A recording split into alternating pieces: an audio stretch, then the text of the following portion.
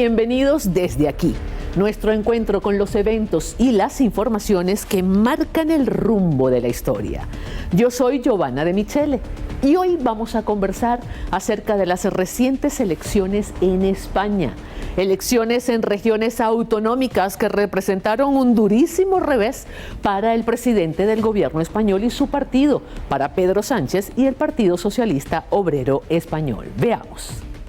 La derecha española se impuso en los comicios municipales y autonómicas realizadas el pasado 29 de mayo, arrebatando 6 de los 10 gobiernos regionales que lidera el Partido Socialista Obrero Español, PSOE, del presidente del gobierno Pedro Sánchez, quien en respuesta a los resultados decidió adelantar las elecciones generales. La convocatoria formal de las elecciones aparecerá publicada mañana, martes, en el Boletín Oficial del Estado, de forma que los comicios se celebrarán el domingo 23 de julio, de acuerdo con los plazos que establece la ley.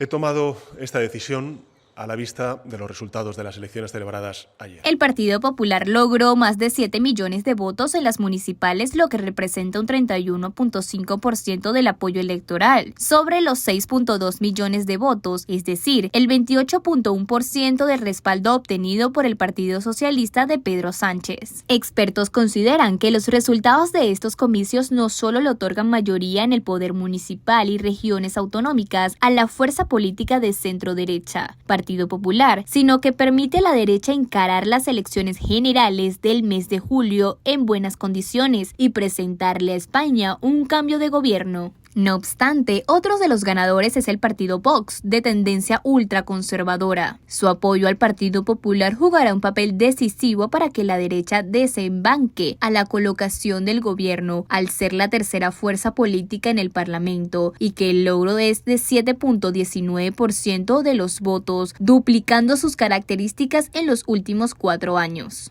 La izquierda española está sufriendo un revés en gran parte de sus bastiones territoriales, esto debido al aumento en el rechazo ciudadano a las políticas implementadas por el actual mandatario Pedro Sánchez. Según una encuesta del Instituto Nacional de Estudios Analíticos, INEA, el 68% de los españoles considera de ineficiente la gestión de Sánchez, en especial para hacer frente a la pandemia de la COVID-19. Efectivamente, Pedro Sánchez entendió inmediatamente el mensaje y en nombre del Partido Socialista Obrero Español llamó a elecciones anticipadas, disolvió las Cortes en España, entendió que definitivamente el electorado español no está conforme con la gestión del Partido Socialista Obrero Español y quiere un cambio. En esta oportunidad en España se cumple el movimiento del péndulo. Una vez más, el péndulo se mueve hacia el otro extremo buscando posiciones más de centro, buscando posiciones más objetivas que garanticen un mayor nivel de inclusión de toda la sociedad española. El resultado del Partido Popular ha sido absolutamente asombroso e inesperado para algunos sectores. Se pensaba en la posibilidad de que pudieran efectivamente tener un triunfo, pero no un triunfo de la magnitud del que consiguió el Partido Popular en las regiones autonómicas de España. Otro que representó una sorpresa, si se quiere, fue el partido Vox, un partido de extrema derecha que logra ubicarse en el tercer lugar de preferencia para los españoles. ¿Qué significa? ¿Qué impacto tiene esto para el futuro de esa nación europea? ¿Seguirá el péndulo en movimiento o definitivamente la población española está saliendo de su inclinación hacia la izquierda de una manera definitiva y por largo periodo de tiempo? Esto y más lo vamos a conversar con nuestro invitado, será Marcelo Ramírez. Él es analista geopolítico, director de contenido de Humo y Espejos y estará con nosotros vía Zoom desde Buenos Aires, Argentina. Vamos a una pausa y enseguida volvemos desde aquí.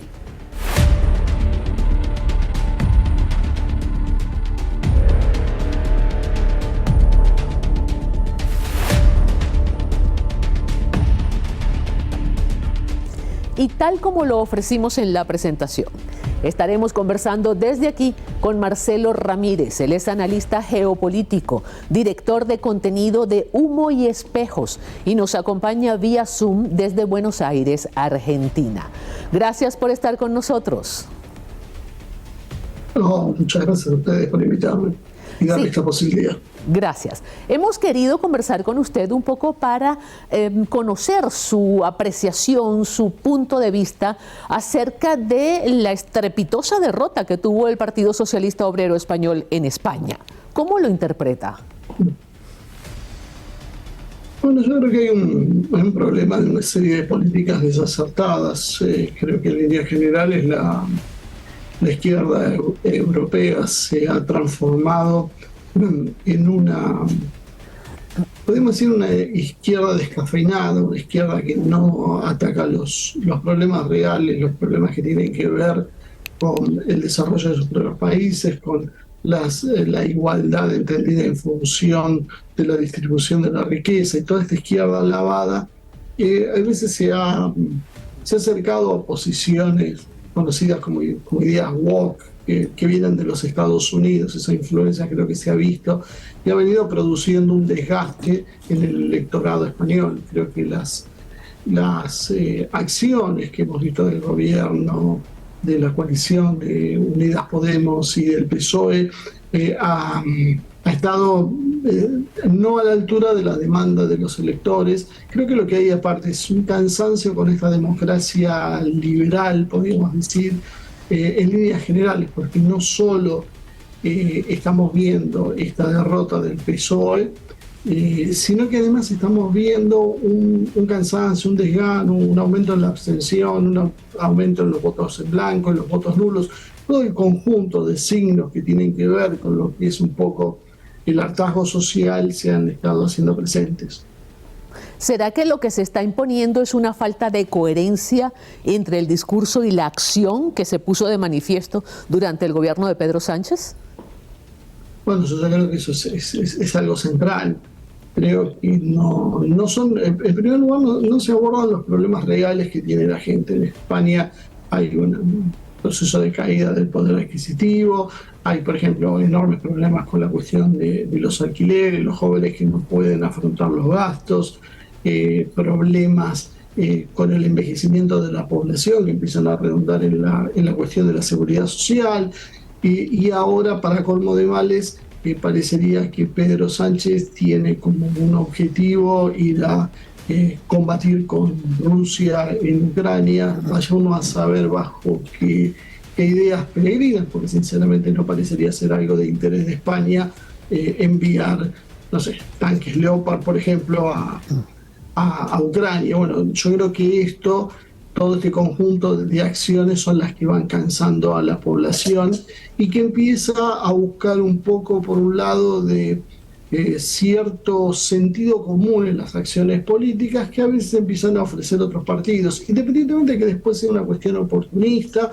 y que sean en realidad vacíos de contenido. O sea, simplemente aprovechan una situación que va generando estas posiciones de esta izquierda, como decíamos, socialdemócrata, que tiene una actitud realmente muy lavada y muy pro-OTAN, ese doble discurso cuando estamos en una etapa de crecimiento económico y donde abunda el dinero, parecería como que hay más tolerancia social, pero cuando las cosas empiezan a ponerse complicadas, bueno, la gente empieza a perder un poquito la paciencia. ¿Se pudiera decir que España viene de regreso ya de la izquierda o simplemente esto se toma como un paréntesis y en algún momento volverán? Yo creo que hay un juego entre izquierdas y derechas que en realidad no refleja hoy cómo se está alineando el mundo, qué es lo que se está reflejando realmente. Cuando uno ve que parte de esas izquierdas, como decía al principio, tienen que ver con las políticas del Partido Demócrata de los Estados Unidos o de la Unión Europea, que hablamos de lo más granado del capitalismo, o del capitalismo financiero inclusive, es un poco difícil de entender que eso sean propuestas de izquierda, porque parecería que desde la izquierda real, la izquierda que existió hace décadas atrás, y la izquierda hoy hay un abismo. Entonces se han generado, por un lado, esa izquierda lavada, y por otro lado, ellos mismos han generado estas corrientes libertarias, anarcocapitalistas, que en definitiva generan una disputa entre izquierdas y derechas y vuelven a discursos y posiciones anticomunistas que habían desaparecido hace décadas, que realmente ya ni siquiera estaban en la discusión política, pero en definitiva cuando uno mira los programas de gobierno, los alineamientos internacionales, los modelos económicos, no hay grandes diferencias. Es un juego de voy por derecha y si no te gusta después voy por izquierda, dentro de unos años te cambio y vuelvo a ir por derecha, y en realidad estamos siempre al mismo punto porque los dueños son los mismos de ambos sectores. Ese es el problema y creo que es lo que debería llevar a que la izquierda haga un replanteo profundo de hacia dónde está marchando. Y también es importante destacar que cuando hablamos de izquierda en Europa y lo hacemos desde América Latina, quizás lo hacemos desde una perspectiva un tanto diferente. La izquierda latinoamericana, que ya de suyo es difusa, es heterogénea, no es una izquierda uniforme, no se presenta exactamente con las mismas características en todos los países latinoamericanos. Y ya esto es diferente también de la izquierda de Estados Unidos y es diferente de la izquierda europea, ¿no? Sí, yo creo que lo que está pasando es que en realidad se está perdiendo cuál es el centro de gravedad. Lo que debería hacer la izquierda es una corriente, un movimiento que después se puede articular en partidos políticos, por supuesto, pero que se ocupe de las cuestiones que tienen que ver con la riqueza, con la igualdad, o por lo menos con tender a una sociedad lo más uniforme posible, evitando la acumulación de grandes fortunas, de desigualdades sociales. Nosotros estamos viviendo en un mundo que cada vez tiene más capacidad tecnológica. Realmente tenemos un desarrollo tecnológico impresionante que creo que ni hubiesen soñado nuestros abuelos. Sin embargo, cada vez vemos más injusticias, cada vez vemos concentraciones obscenas de las fortunas, mientras mucha gente, por ejemplo, esto nos pasa en la Argentina, tenemos más de la mitad de la población debajo de la línea de la pobreza. ¿Y cuál es la explicación para eso? Excepto que hay un problema de distribución de riquezas. Creo que eso es lo que se ha olvidado la izquierda y se ha embarcado en una serie de cuestiones de derechos que ninguno toca esta cuestión central.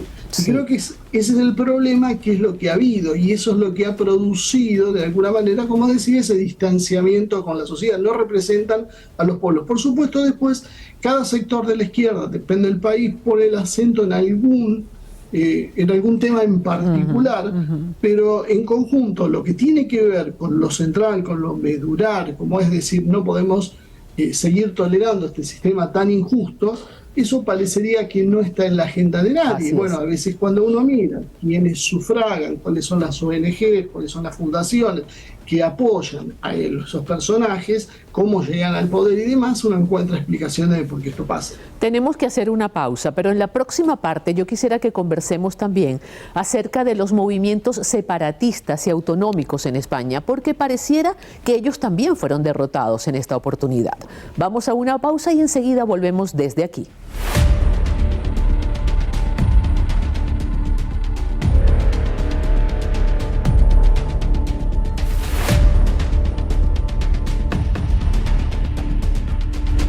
Seguimos desde aquí, hoy conversando sobre las recientes elecciones en España.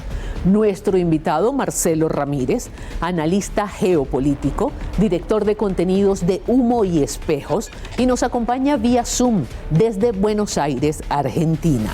Habíamos dejado una inquietud en el aire, y es cómo quedan los grupos separatistas, los movimientos separatistas y autonómicos en España luego de este proceso electoral.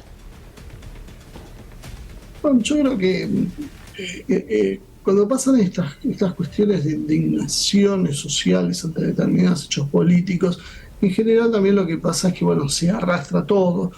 Hay una corriente de mal humor que busca ir en otro sentido, y si las posiciones políticas que hoy se transforman en mayoritarias están en contra de determinados procesos separatistas, seguramente esto se refleja también en los resultados. Creo que además también a veces no priva demasiado de sentido común, se ponen políticas que son demasiado divisoras y extremistas, y creo que hay un reclamo también de cierta unidad. Creo que a veces en algunos lugares, sobre todo en el tema de las lenguas, se han tomado decisiones extremadamente duras que han dividido a la propia población del lugar.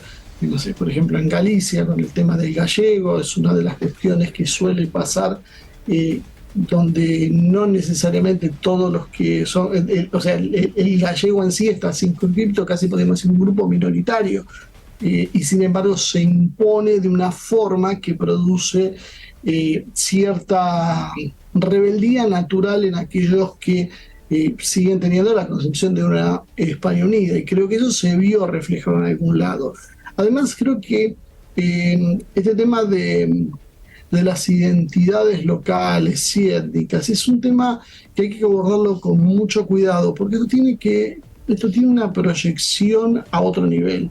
Nosotros estamos viendo ahora, lo dijo el presidente Putin hace unos días atrás, los peligros que le entraña a Rusia, la cuestión de la decolonización. Desde Occidente se impulsa un proceso de decolonizar Rusia, asumiendo que las cerca de 190 nacionalidades minoritarias que hay en Rusia son oprimidas por la mayoría eslavo-rusa, y a partir de eso, bueno, se necesita dividir eso, y lo que dice Putin, y que es lo que vienen diciendo algunas corrientes rusas hace un tiempo ya largo, es que en realidad el objetivo es dividir el país en 30 estados, 35 estados, de manera de debilitarlo y que puedan ser estados títeres de Occidente. Bueno, este modelo es un poco universal y vemos que se replica en muchos lados, porque lo que molesta es el estado fuerte y el estado regulador, el estado que pone reglas y que tiene capacidad para hacer cumplir las reglas. El hecho de atomizar y fracturar va a generar como un resultado natural en realidad un gobierno que sea favorable a las presiones de las corporaciones, y creo que esto también en algún lugar está empezando a ver si también empieza a jugar. Por eso yo hablo de la necesidad de repensar las categorías de izquierda y derecha como se ha hecho hasta hace unos años atrás, porque no terminan por reflejar la realidad actual. Es que parecen ya un poco descontextualizadas, ¿no? Es tratar de dividir la percepción del mundo entre izquierdas y derechas. Yo creo que sí, sobre todo porque, como estamos hablando, no terminan de quedar claro. Yo en su momento recuerdo que con la polémica sobre el aborto, Rafael Correa había planteado qué era lo que definía la izquierda. Él decía, no sé si el Che Guevara estaba a favor del aborto o estaba en contra del aborto, no lo definía como revolucionario, ni a Pinochet. Si Pinochet hubiese estado a favor del aborto, ¿eso lo hubiese hecho de izquierda? No, claramente no. Entonces ahí es donde está el problema. ¿Y dónde estamos fijando nosotros cuáles son los conceptos de izquierda? Creo que se han olvidado, como decía al principio, se han olvidado las bases de qué es la izquierda. O sea, yo creo que los programas de izquierda actuales, si nosotros los presentamos a lo que hubiesen sido, no sé, los revolucionarios de la década del 20 o del 30, si hubiesen agarrado la cabeza y hubiesen dicho, no, pero ¿de qué están hablando? Esto no es lo que nosotros estamos proponiendo. Nosotros estamos proponiendo un cambio en las condiciones que tienen que ver con la tenencia de los medios de producción, y eso es un tema que ha pasado a desaparecer básicamente. Y ese vacío, yo creo que el problema tal vez es que por ahí el enfoque viene más por lo que es el liberalismo y lo que no es liberalismo. Creo que el liberalismo aprendió a mostrar dos caras, por izquierda y por derecha, y se adaptan a cada uno de acuerdo a las necesidades, gustos, pareceres, historias y demás. Pero en definitiva no es más que eso, no es más que liberalismo, por izquierda o por derecha. Cuando aparece un frente multipolar como encabeza Rusia con Putin, o China, o Irán, uno empieza a encontrarse con que las propuestas no encajan. O sea, ¿cómo uno puede ubicar las políticas de Rusia, o de China, o de Irán, como estaba mencionando? ¿Son de izquierda o son de derecha? Y depende. Depende de lo que uno vea. Son eclécticas, son mixtas, apuntan a otra cosa, apuntan. Y creo que es la primera base a responder, es la soberanía nacional en las decisiones. A partir de ahí empezaremos a ver cuáles son también lo que tiene que ver con la identidad de cada uno de los pueblos, cuáles son los objetivos, qué es lo que quiere, qué modelo de sociedad quiere. Así es. Pero sin autonomía y soberanía en sus propias decisiones es imposible. 1 millón de gracias por estar con nosotros. No, por favor. Las gracias es a ustedes por haberme invitado. Mis conclusiones desde aquí. Las elecciones en España no deben ser vistas como una confrontación entre izquierda y derecha, entre otras cosas, por lo que muy bien explicaba nuestro invitado Marcelo Ramírez. Las elecciones en España deben ser vistas necesariamente como la insatisfacción de las necesidades cotidianas de la mayoría del electorado español. El electorado español, al igual que el resto de las sociedades en el mundo entero, en este siglo XXI, lo que busca es respuestas efectivas, concretas, prácticas a sus problemas cotidianos. Menos discurso y más acción. Será hasta una próxima entrega desde aquí.